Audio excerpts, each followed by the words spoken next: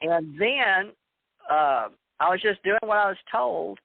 And then I checked into Chicago office, and I took another intelligence test in Chicago.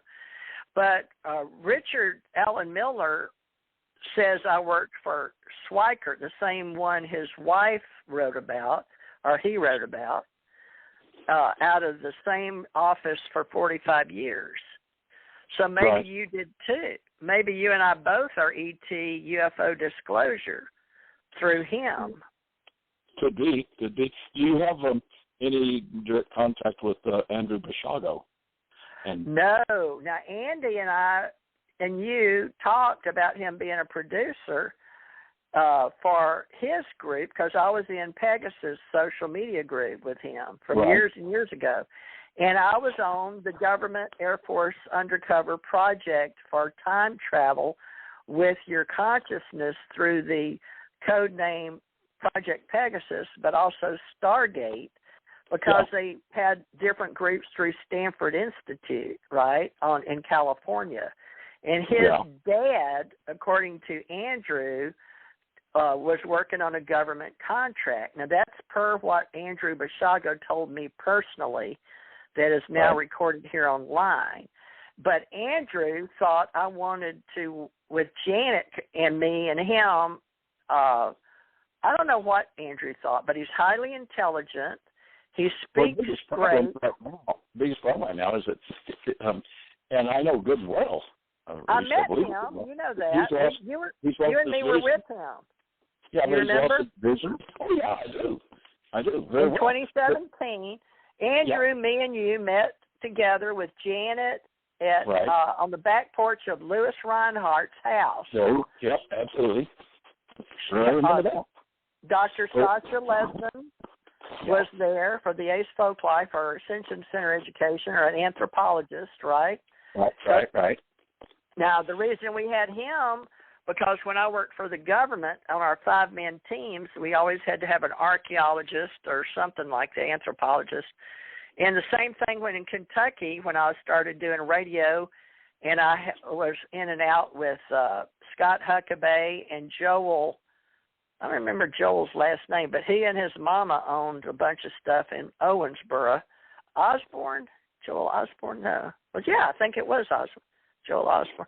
Anyway, he owned the not the movie house. He owned the music recording studio where I paid a lot of money, Sunlight Recording. I'd like to have all the money I spent if he kept up with it. God, I spent tons of money there. There and in Nashville. And we were recording, a lot of songwriting, and I was there 2 or 3 times a week with, what was his name? He was on some of my CDs. Starts with a B. I don't remember his name now. But anyway, Joel married a girl. He saw her on the front of my magazine, or was she on one of my flyers out at Roswell? He wound up marrying that little girl. Who is that? He'd like to meet her. And his daddy ran a little recording studio out of the back of his car. I can't remember her name either. Anyway, what were we talking about? I'm talking about music industry in the Hill. I was trying to get into a little bit more on Andrew Basiago and how they messed with his vision to where he was basically he got some back, but not very much. So I mean, I run into him. We'll have to get into those stories about where we've crossed paths, both present Earth time or elsewhere. He was working on Project Pegasus with me. Yes. I was working with him, but every time I'd get around him, he got scared because I had memories, and they say that's normal in the conscious cognitive. He'd run off from me because I had memories, and I guess he didn't want to remember them at the time. So one of the girls, Carla, I think was her name, asked me if I could help him, and so I was going to try to, but I think he felt like I'm 5'11", 230 pounds, with you as my sidekick, and you and I were powerful people in the government, and I don't know if he felt like we were too government or we were talking about William Tompkins at the time, but he liked us each separately, but not together with Janet. And I don't know how Janet fit into all that, because he said in front of me that he was writing a book, and she said she was writing a book. And then Robert O'Dean was doing the event, and you and Janet were there. I wasn't. I don't think Andrew went. All the people that were there that we thought we could trust and stuff have wound up the ones that have been taking off on their own and getting against the others and trying to shoot down those of us that have documented proof and evidence of what we were experienced in and doing. And the same thing with Andy is that I'm going to keep my mouth shut about blaming different people. We don't want to do that, but well, it's because we have government. It's like it's them against us. People in the UFO business that aren't educated think about. Now, I don't mean in ignorant, stupid. I mean educated about people that have actually had government positions and how GS, wage grade, enlisted officer. How the intelligence community works, S2 or NIS, they don't understand except what they see on TV because they're not involved. Now, the politicians have no clue because, first of all, they never studied it, don't want to. That's the military-industrial complex, unless they've worn a uniform and swore an oath to defend our country from both foreign and domestic enemies, right? So we are a close-knit family of people that have dedicated our lives to defending our country. And we know our colors don't run, red, white, and blue. And the government and politics and religion all come close together. But in the past history of our country, we've tried to keep them on separate tracks for kids that are listening, but they don't even use DVDs anymore. So I can't even say what I learned in the, DVD business, with Bill Gates or whoever that guy was, not Elon Musk, what's that other guy? The guy that died. I don't remember his name, Stephen Gates. I say Bill Gates. What was that other guy? The guy that died, helping us with Apple. The Apple dude with Wachowski. What was his name?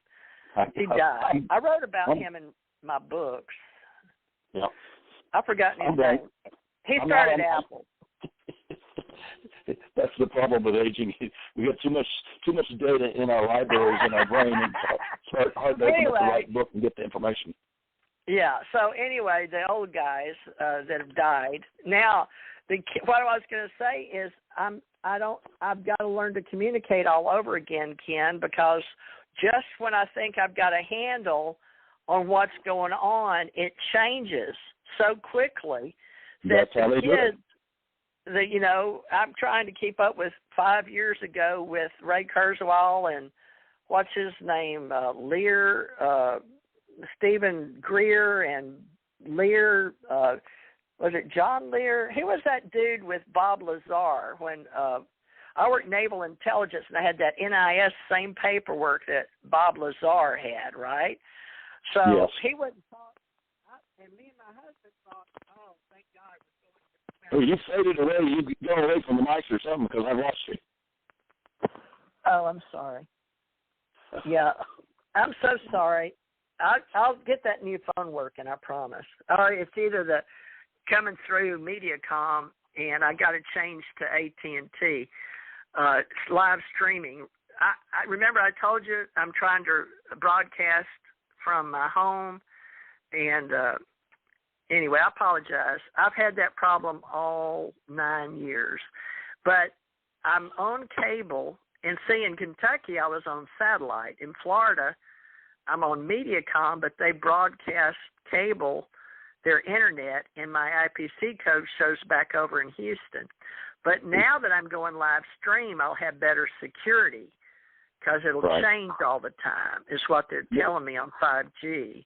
Yeah, we need to get ourselves one of these little lapel button things that, that are supposed to be secret, and we push the button, and everybody else can hear us, and we're broadcasting all over, the secret button.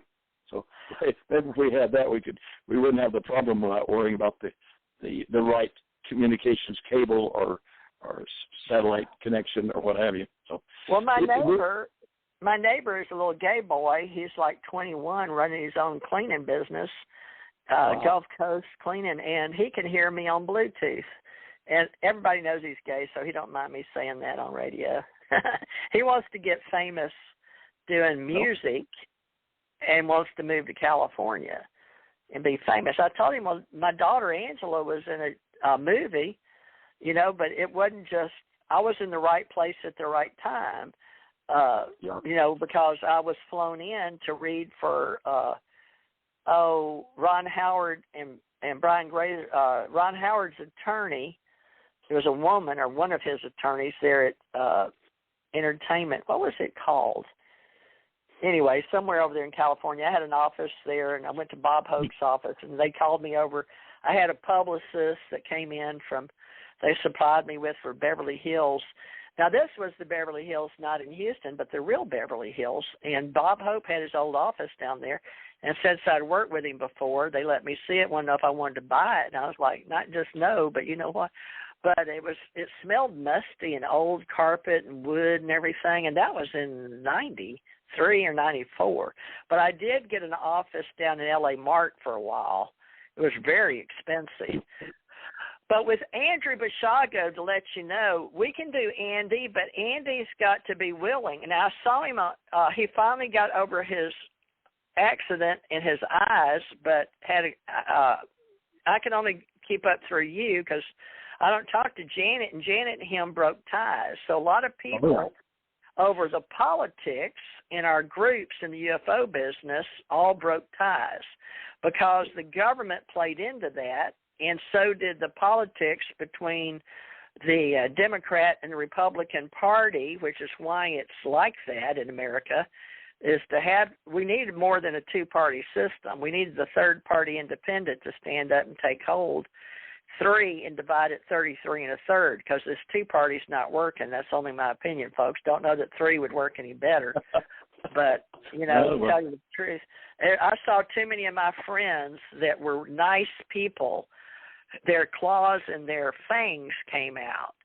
And, man, you talk about mean people over politics. Jesus Christ. And correct me if I'm wrong, the problem is that those organizations, the political organizations of the ancient past that we had, are not the same as what we have today. I mean, they may have the same name, but they are not the same kind of people. I mean, we're, you know.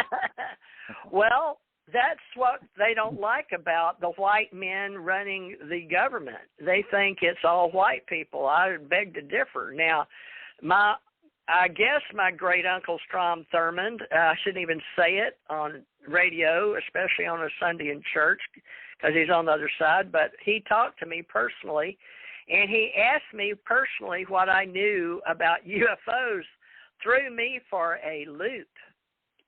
Okay? You know what I'm saying? Yeah. Right. Yeah. Late 70s. He was doing ancestry work, and the government, when I went to that polygraph test, they didn't tell me I couldn't say it. They sent me 20,000 letters, 20, saying I was not hired by the CIA, so I know I'm not CIA, because I got enough letters say I did not pass my 2-day polygraph. No, it didn't say that. It just said, we're going to send you letters so you'll know you don't work for the CIA. I said, okay already. How many times do y'all have? It was only on the, I think I did pass it, by the way. I had a polygraph, and the second day was because of one question, because my blood pressure went so high, because I was at a party with this girl, Candy Staten, because I sung backup, and back then the band Alabama was the Confederate Railroad, and they babysitted when my husband and them were on the stage, and I was a singer, and they would shoot pool with my daughters at the Morris house, believe it or not, and then I wound up marrying a Morris. That is so strange the way it's all put together, whoever's writing the script. But for you and me, Ken, if you want Andy to come along on what we're doing, we'll have to do it on Saturday probably, a UFO day. Now remember, he and I may not, it doesn't matter if he wants my story, but he never heard it. He just knows I was a psychic, and I was a friend of Janet's, and I was